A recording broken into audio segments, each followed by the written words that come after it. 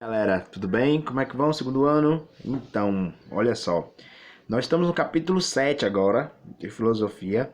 O capítulo 7 é como se tornar quem você é, e é uma busca fundamental na filosofia. Em vários momentos da nossa história, a filosofia ela se pergunta em como você, de fato, ter a sua autenticidade, ter um modo de vida que não seja condicionado, mas que seja próprio, autêntico. Então, é uma discussão que esse capítulo vai trazer. E ele vai começar falando um pouquinho sobre a frase de um pouquinho sobre a ideia de Sócrates, né? De como muitas pessoas hoje estão interessadas com a fama e com o dinheiro. Isso na época dele, olha só, 2500 anos atrás. E muitos deixavam de buscar o que havia de verdadeiro, o que havia de fundamental na vida e que poderia trazer um sentimento no ser humano de plenitude. Então ele achava que a busca da verdade, a busca dessa autenticidade, do que é de fato a melhor forma de viver e de conhecer, deveria existir, e muitas pessoas buscam o que está externo e muitos à base da aparência. Então é uma discussão interessante que é feita aqui. No início do livro traz uma frase da Apologia de Sócrates, que é Platão falando um diálogo de Sócrates, né, tecnicamente. E aí nós vamos ter as três partes principais desse capítulo, que vai falar sobre Nietzsche e a visão dele do grande estilo, do que seria o grande estilo, Foucault, que vai mostrar as visões da modernidade e a visão da antiguidade sobre qual é o modo de vida, qual é a ética que nós deveríamos seguir, e também Sócrates e Santo Agostinho, um pelo método Conheça-te a ti mesmo e outro pelo método das confissões. E eu vou pedir para vocês fazerem as atividades desse capítulo. Então, quando eu estou falando um novo, você já sabe que tem que fazer essas atividades. Eu vou postar lá o formulário. Vai estar presente essa questão, deixa eu me lembrar aqui, no formulário do Google Forms na sala de aula. E são 8. Tá tranquilo, é bem fácil de responder. Então, vamos lá. Foucault, ele fala sobre a visão de micropoderes, mas ele vai analisar essa questão da melhor forma de vida. Se nós temos também Nietzsche, ele analisa a genealogia da moral, né, para além do bem e do mal, mas ele também analisa como é que deveria ser a forma que nós poderíamos viver. Por mais que o filósofo ele seja cético, ele seja descrente sobre a questão da moral, ele pode também achar qual é a melhor forma de viver, mesmo sem um padrão moral. Então vamos lá. O Nietzsche, no caso aqui, ele vai falar sobre um negócio que seria o grande estilo. Então, qual que seria a ética de Nietzsche, já que ele critica toda forma de moral? Aí ele vai falar que existem duas formas de o ser humano, né? Ter uma forma de compreender a realidade do ser humano. Ele vai dizer que existem forças vitais, né, presentes no ser humano, e essas forças são reativas ou ativas.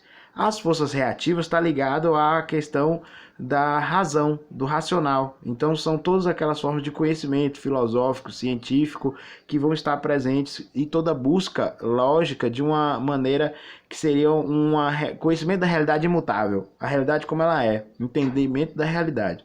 Isso daí seria uma forma reativa, racional. E tem a forma ativa, que seria uma forma mais subjetiva, que seria mais ligada à questão da arte, da cultura, da liberdade de se expressar a partir do que está ali na sua intuição.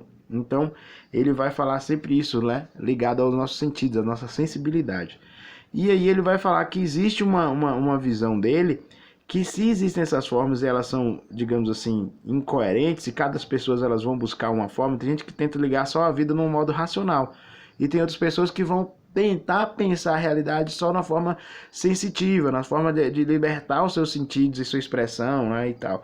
Ele vai dizer que nenhum nem outro. A forma ideal de nós vivermos é buscarmos um conciliamento. Seria o que ele chama também de grande arquitetura. Como devemos viver a vida.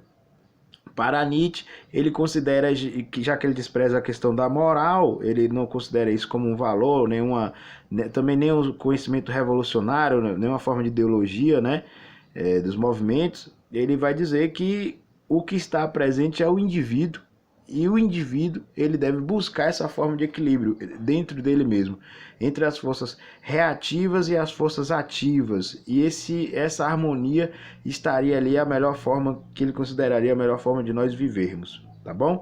Então, basicamente, isso daí é a interpretação de Nietzsche, que seria o grande estilo, essa grande arquitetura, né, de vida. Ok? Temos aí também o nosso querido Foucault, o carequinha francês, e ele menciona sobre também a forma de viver. E ele vai dizer que tem algumas pessoas que concebem essa vida ética, né? Lembrando que ética é o modo de vida e é uma busca da melhor forma de viver, e a melhor forma de viver seria o jeito, o que nós entendemos como correto. Foucault ele vai lembrar que na Idade Moderna, ou seja, a partir de 1600 para cá, tem duas formas básicas de entender essa melhor forma de viver. Uma delas é baseada no conhecimento, no autoconhecimento sobre as coisas, então é um conhecimento racional, lógico-racional, que vai estar representado, por exemplo, por René Descartes e por Kant, que vão lembrar o penso logo existo, qual é a melhor forma de conduzir, vai ser eu na autoavaliação que vou trazer esse processo. Então ele menciona que a primeira vai ser essa filosofia do sujeito, tá bom? Representada por Descartes e por Kant. Então a segunda seria mencionada pelo método que seria da confissão, ou seja, na Idade Moderna tem a prática também do que seria de confissão. Você dialogando sobre si para outro, você acaba tendo uma revelação sobre si mesmo, uma compreensão sobre si mesmo. Foucault é bem temeroso disso daí, porque ele considera que você falar de si para o outro pode ser uma forma de controle, né, de poder exercido sobre si. Mas ele vai dizer que tem formas que são aí baseadas naquelas dos mosteiros, né, daquela confissão, aquela parte meio religiosa de você se confessar, e também vai ter a parte que seria de psicologia, a de Freud. Então a psicologia ela é nada mais nada menos que é uma pessoa, um analista que vai ouvir você falar sobre si, e isso vai te trazer reflexões que ainda não havia chegado. Então é uma forma também disso ocorrer.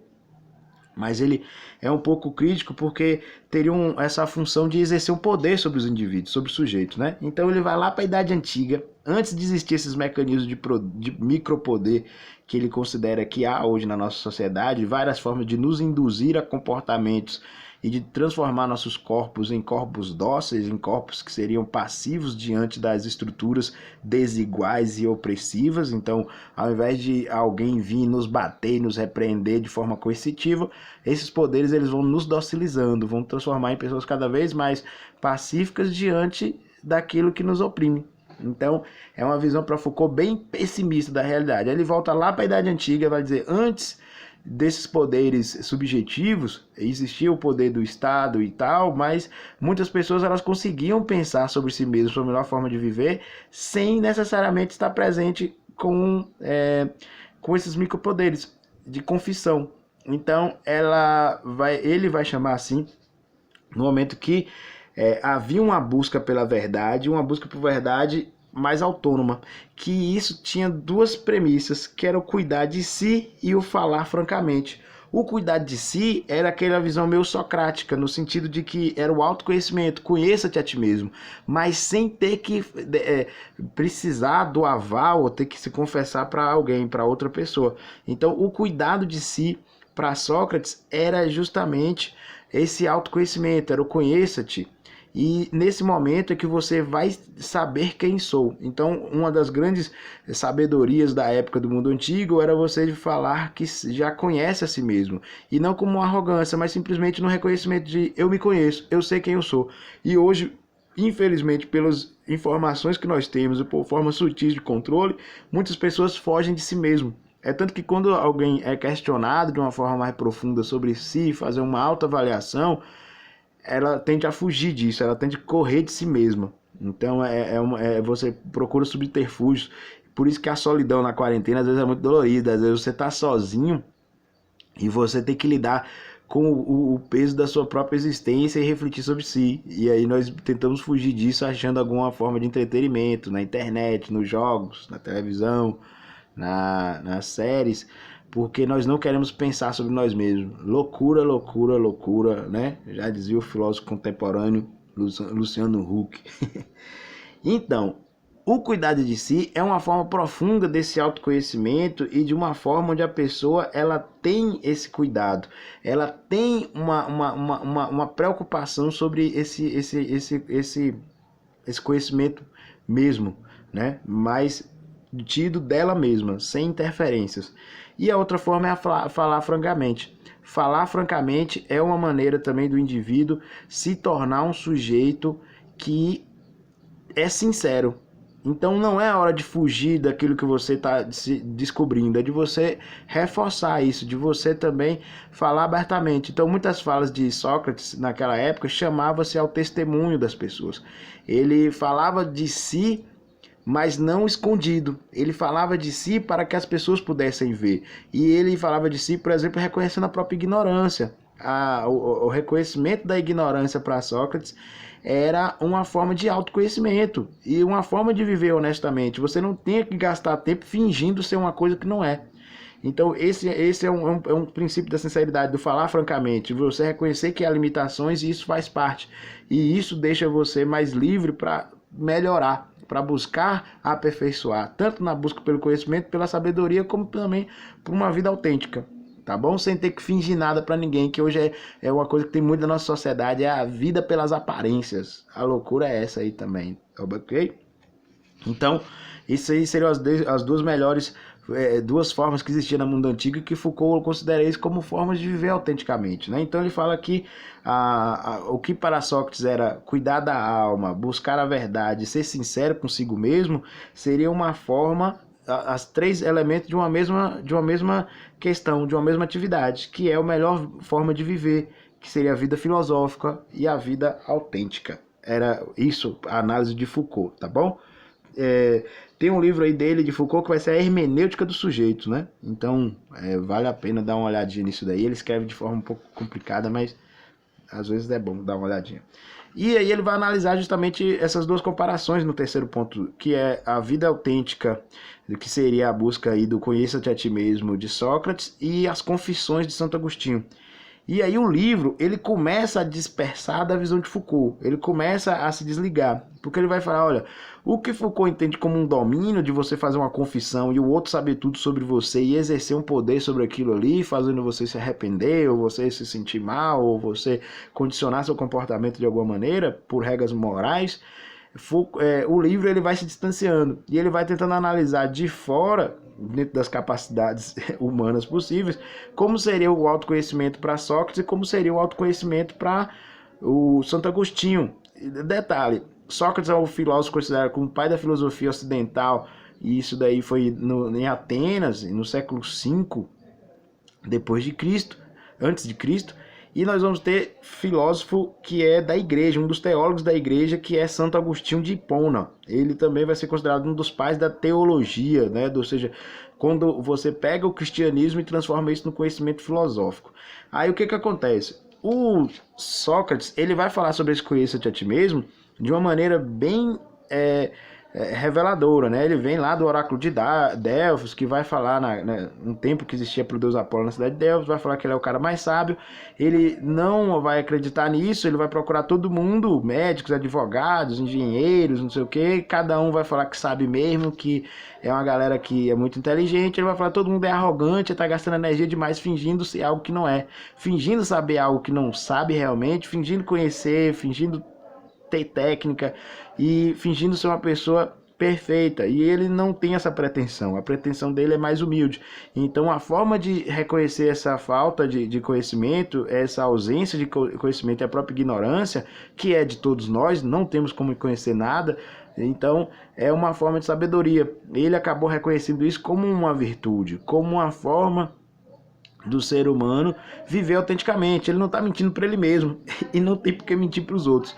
Então isso daí é uma forma bem objetiva, bem interessante que é dita, e essa análise do oráculo de Delfos, do conheça-te a ti mesmo, ele leva como uma filosofia, como essa busca do autoconhecimento. O conhecimento não tem que estar lá fora, tem que estar dentro de si. Se conheça primeiro, que a partir do que você se conhecer, eu posso saber como é que funciona a realidade lá fora e discernir o que pode ser verdade, o que pode ser falso.